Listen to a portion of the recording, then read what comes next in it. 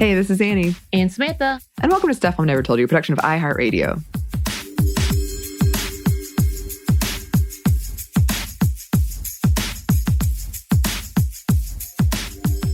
Yes, and welcome to another sub-segment of the Happy Hour episodes in which we watch Sex and the City and react.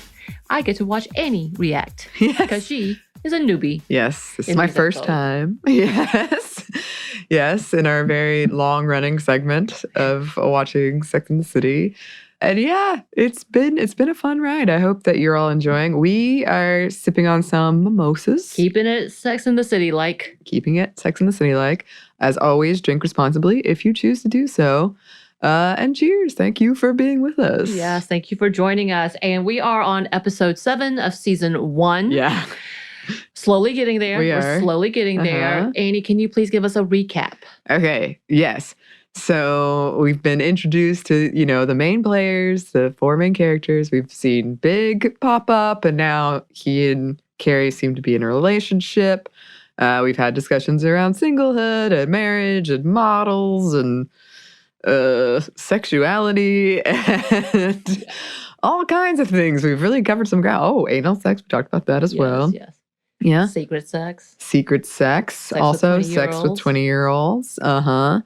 So it's only been 7 episodes, but I feel like a lot of ground has been covered. Absolutely. Yes. They definitely trucked through in trying to explain and establish characters. Indeed. And we've definitely talked about a lot of the development of the characters because of the show. And just like that, I get to point out this is what they're referencing, which I tried to point out earlier. Yes. When it comes up, because they did a good job of throwing back to the original series. Mm-hmm. All right, Anney, you ready for this? Okay. All right, so this title is called The Monogamist.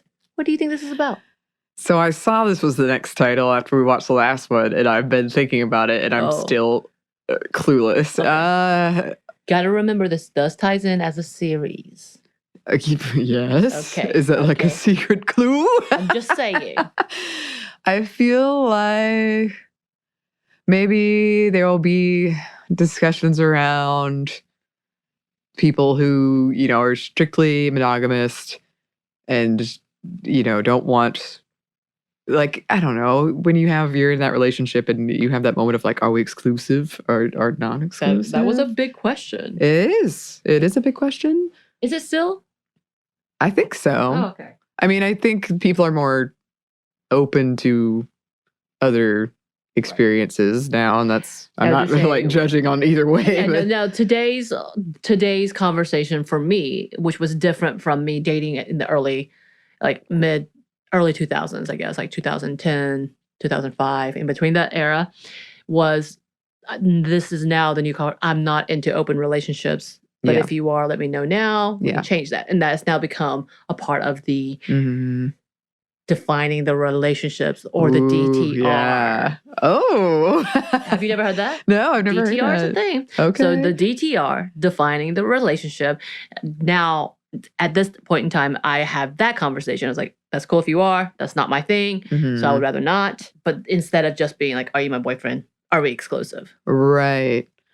Okay. Yeah. So I feel like I'm going to get 0% on this one, but I think it's something like that. Like talking about that kind of thing. 0%. Yeah. I like it. All right. Well, let's begin.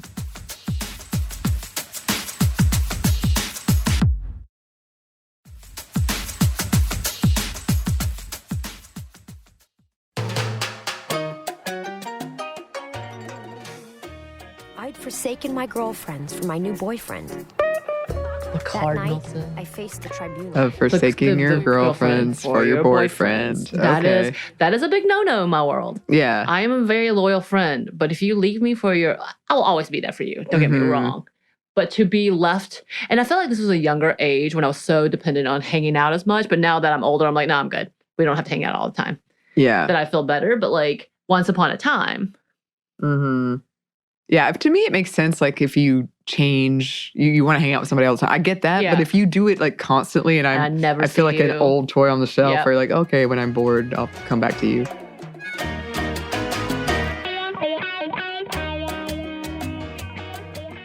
Personally, I'm loving it up to the point where the guy wants me to swallow. Well, that's really a judgment call. Some men just take it so personally if you don't. Some guys don't give you a choice. Well, that's just bad behavior. That's called assault, when someone doesn't give you a choice. Yes. Yeah. Yeah, we've had this conversation before. Yeah, so this is what I was referencing when I said, that's a Sex in the City episode. This blowjob conversation. Mm-hmm. Yeah, I have friends who love it. They love it for the sense of power. I have one friend who's like, I really like the taste. I'm like, okay, sure.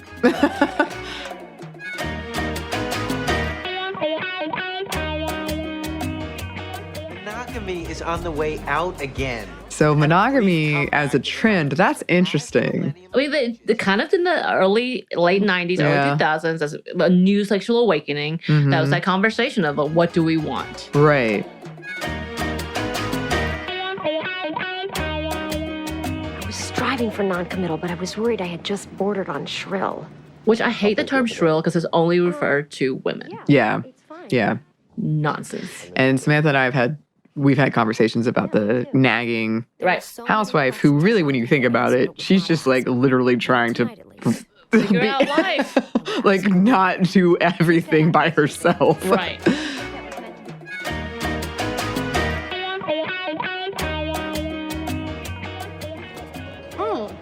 Hey. Hey, guys. Oh. Great to see you. Skipper. What are you up to? Oh. Just hanging.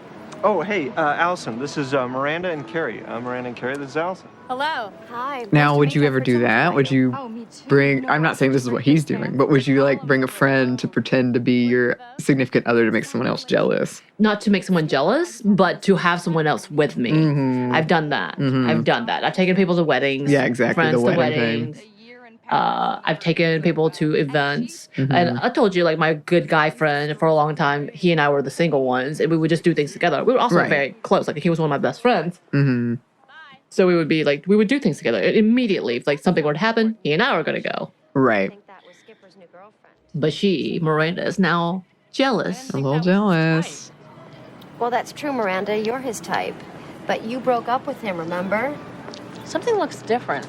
Has he been working out? Oh, no. Oh, yeah. Oh, yeah. Oh, this is like after you break up and all of a sudden they look so good. It's never been a thing for me.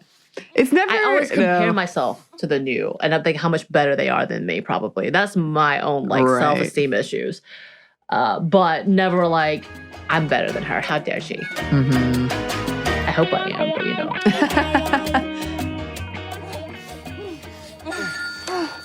Hey, Skipper here. Leave me a message. Hi, Skipper. It's Miranda. I just wanted to say it was great running into you today. And, He's in the middle of sex. Skipper here. Miranda calls. He picks up in the middle of the He day. picked up the phone. That's it. I'm done with that guy. That's okay. I just wanted to say, oh my maybe, gosh. you know, I thought we could Yeah, have so dinner Skipper speaks up the sometime. phone. They're having a conversation, planning a date while he's in the middle of having sex with this woman. And the cord is right in her face. Yes. And they're still juggling about.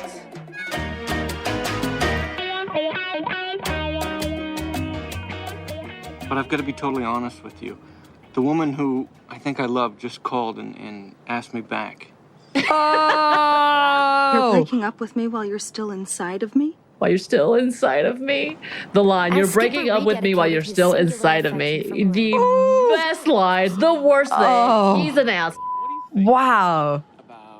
God. Now that's the worst of the worst. I don't have many, like I've talked about being broken up with an emoticon while we were chatting and whatnot. But that would be worse. That if somebody broke up with me while we were having sex, I would. Oh, yes, listeners. And if you want to talk about your worst breakups, please send that in. Not that there's some fascination to it. Oh, my God. And also, for those who've worn those badges, we need to tell people because it's so unbelievable. Yeah.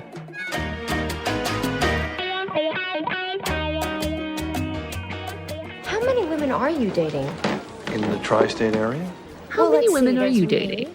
In the tri-state area. I once was in I wasn't dating anybody, but I was in 4 relationships where they all thought I was dating them. And then 2 of them got in a fight with each other. I was like, oh, God. They got into a fight? Yes. No joke. I went to a party. All 4 of them showed up. they weren't friends. Like, it was, to this day, I'm like, that was some god that just was mad at me. There's no way all 4 of them would show up.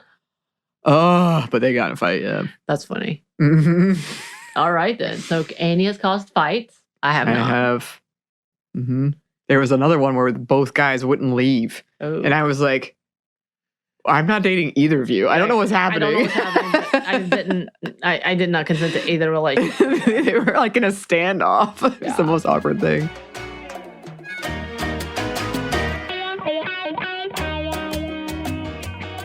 I was so happy to hear from you that we were still doing it while I was talking to you, and I didn't even realize.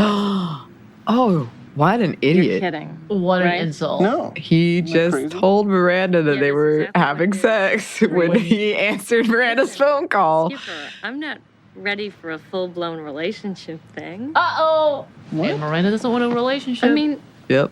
we can see each other and still see other people, right? she No. doesn't want to be monogamous. No, we can't. Oh. He does. At least I can't.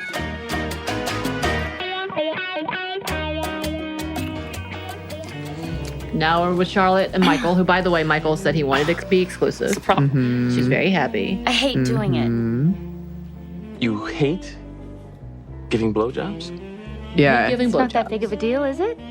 And also, we talked about this, but I hate this Sort like of. transactional. Yeah. Like on my birthday, you have to give me a blowjob. Right. What? Would you really want me to do something that I didn't want to do? That's the question. So he's like, do you do it for me? She's like, what do you really want me to do something I don't want to do? Like, Yeah.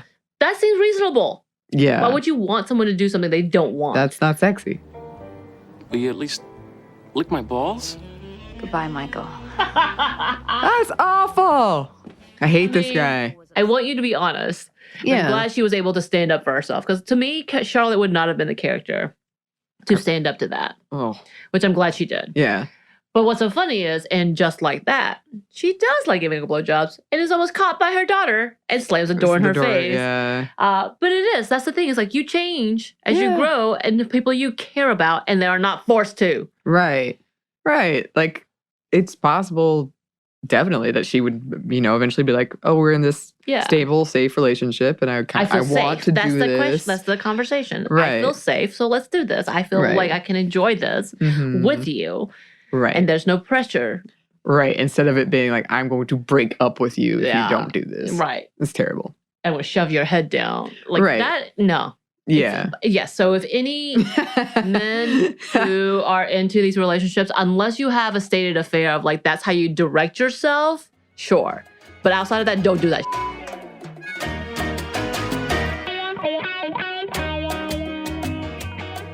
This is the back. I've been waiting out front for 30 damn minutes. They had a confusion of those what's doors? front and back. That's the front. You were waiting at the street entrance. The street entrance. This is the another front thing that would entrance. be solved with a cell phone. Depending on Yep. But also another moment of miscommunication. Yeah. What's going on? I can't necessarily date more than one person at a time. It gets me really flustered and confused. Hmm. But a lot of people do, and that's okay. Dating around is okay. You just need to communicate. Yeah. That's very, very, very important. So I would not say that Big is in the wrong, but at the same time, y'all both need to communicate. Damn it. Yeah.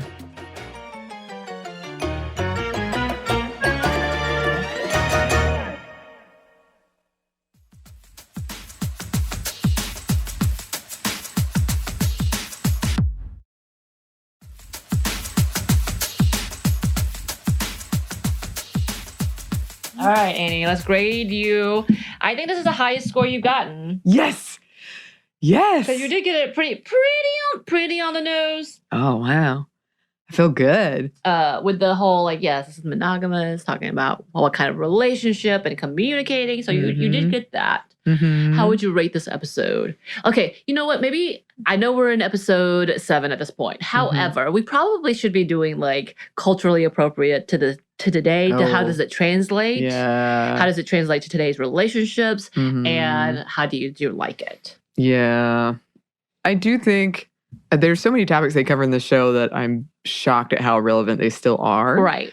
And that being one, and I know I always bring it back to fan fiction, but I have recently seen this surge in polyamorous relationships in fan fiction. And at first I was like, no, I could never read that. And then I started reading, I was like, oh, okay. But it is all about the communication. Like, I feel like that's in every relationship, whether it's familial, whether it's like romantic, friendships, all of those. Yeah, it's true. And I know I've said it before, but it's funny to me how we all know that, and yet we fail at it pretty regularly. Yeah, absolutely. I still do. Oh, I do too. And I know it. I'll put off things because I don't want to deal with it right now. And I just keep putting it off. Yeah. So I think there's been a lot of conversation around what does a relationship look like now? What does it have to look like? It doesn't have to look like anything. But like, I think people are becoming more open-minded, that there are other things other than this one type of relationship that we've kind of been fed this is the successful relationship. So I find that interesting that in the 90s, they were talking about this. I mean, it makes sense, right. But it is interesting that we're still having that. In my little niche nerd world, it seems that people are having those conversations and are pursuing relationships that are outside of the traditional relationship. What's so funny is, when I say culturally or whether it translates today, I think also they did make the LGBTQ/queer like overly sexual and irresponsible in these episodes, and I don't like that, obviously. Very upset. Because I'm like, to me, most of my queer friends are probably in the more committed relationship than my heterosexual friends. So it's kind of funny that they've just been really seeking a partner, not just to have sex, but they've been seeking and being validated in seeking a partner. So I do feel like they've played into that trope, which is also the critique of like they were overcompensating in the new series. But like that in itself was like, okay. Maybe they were overstating the sexist idea of women finally being able to be themselves after locking in that partner. Right. That whole thing. But I think it's still like the DTR, as we saw, defining the relationship. Now we have a bigger conversation because that relationship is no longer just binary to yes or no, to like more of the, okay, beyond this, what do we see? Yada, yada, yada. So I do think that has gotten better in that at least they do talk about it. The whole using of other people, not lovely. No. Do we do it? Yeah. Yes. Is it great? No. But yeah, I found that interesting. Oh. Yes. I'm excited. Oh yeah, because one of the things I was supposed to do was ask you, what do you think is coming? Yeah. What do you think is coming in this show? Oh. I mean, that's just such a vague question that I didn't add them. I think it's too much, especially not knowing what it was. I think you've gotten a pretty good handle on it now. But what do you think is going to come? Oh my gosh. I have no idea, to be honest. Like, I know the general how it's going to play out just based on conversations we've had and picking it up. I don't know. I don't know. And I'm trying really hard not to look at the TV because there's a description of what's happening next. Right. Of course, the next episode. Type thing. Yeah. Okay. All right. It's fine. All right. I have to ask. Okay. Hey, listeners, we're at episode 7. Please send in what you think about the show. Do you like it? Should we keep going? Should we not? Please give us a heads up, because if you don't like it, this is for y'all. We are enjoying it. Don't get me wrong. But we enjoy just being each other's companies in general. So we would always do this. But if this is something that you do love, let us know. Give us that like on whatever social media you see us on. Send us a message. Say, yeah, I agree or I disagree with what you say about these things, but I love the show. Or you're problematic. Stop it. We need all the answers. We need all the answers. And you can send those to us at our email, which is stuffmediamomstuff@iheartmedia.com. You can find us on Twitter at momstuffpodcast or on Instagram at Stuff Mom Never Told You. Thanks as always to our super producer, Christina. Yeah, Christina. Are you okay with us doing this? Yes. Good question. And thanks to you for listening. Stuff Mom Never Told You is a production of iHeartRadio. For more podcasts from iHeartRadio, visit the iHeartRadio app, Apple Podcasts, or wherever you listen to your favorite shows.